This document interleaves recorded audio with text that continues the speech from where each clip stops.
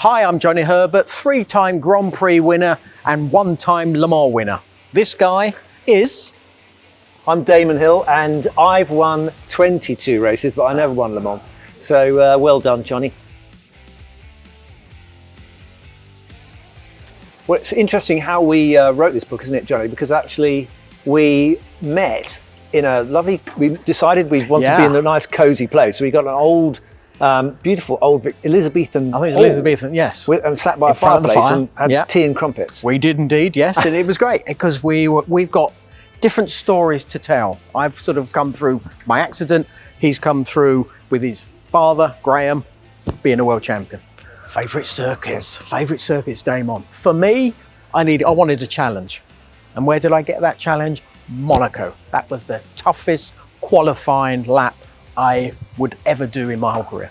I thought that Suzuka was much more challenging as a circuit. I think Monaco's interesting, but Suzuka has peril all around every corner.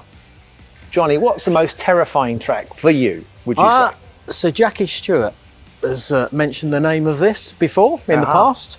The Green Hell, the Nordschleife in Nürburgring.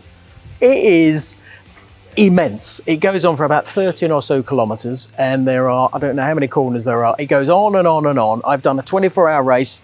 I still don't know the whole circuit. Scary stuff, that. I suppose a similar one would be the old Spa circuit, wouldn't it? Going around there in the wet. My dad used to race on that and they didn't have any runoff at all. You just went straight into the trees if anything happened. Terrifying. I'm glad I didn't have to do that one. Best driver of all time, Damon. You're looking at him. I was going to say cheeky, that. I know. I was going to say that one. I mean, apart from us, Johnny. Yes. Who would you say is the best driver of all time? Of all time, it's a difficult. Michael Schumacher. Immense what he achieved with those seven world championships. But I think the guy, I never saw him actually race live, but from pure natural ability, Jimmy Clark. I think you have to throw in Fangio, don't you, as well? Yeah. Fangio for what he did at a very dangerous time. But maybe Sterling Moss, who never won a world championship. Yeah, and of course then there's the great Ayrton Senna at the same time. But the man who might eclipse everybody that we've mentioned there, Lewis Hamilton. So the debate continues, really, It does indeed.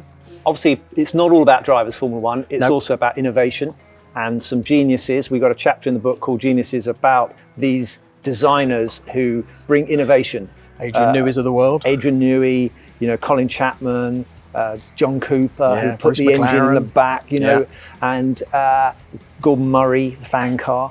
Yeah. So for me, I think Colin Chapman, he brought wings to Formula One, he brought ground effect to Formula One, which is where we're going once again in the future. And I think just Colin's had this knack of really finding what he needed to do to beat everybody on track, but effectively just bring this new technology our way. You know what still draws me back to Formula One? It's still that rawness there. I know you love it, don't you, Johnny? I do. So do you. But it was there when we started, and it's still there today. These guys are still tested to the absolute max. Yeah, that's always been your style, isn't it? You like to see people out there wringing the neck of a Formula One car. I think Formula One, the thing I love about Formula One is that there's always an engine starting up whenever you're trying to do something. That's why I stopped racing. It's every time I open my mouth, someone fired an engine up. And I know. What I love about it is the people and what it does to people, and it brings out the very best of anyone involved. From the catering to the travel people to the designers to the people who work on the car, and of course the drivers. It is such an intense competition that it makes us realise what you can do if you try. Yeah.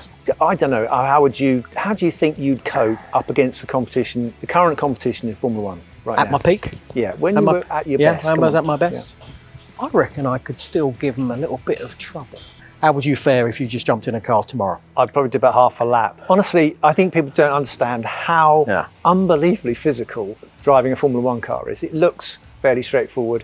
It looks like a computer game. It is not. 5G. They're putting 5G around those corners. Yeah. And this body just would not be able to cope. This thing here would be falling off after, I reckon, 3 laps. I'd give myself 3 laps and I think that would be it. And they'd have to collect me in an ambulance. It's over, guys. Parked up at Stowe. It is over. Herbert, it's finished. We're out of here.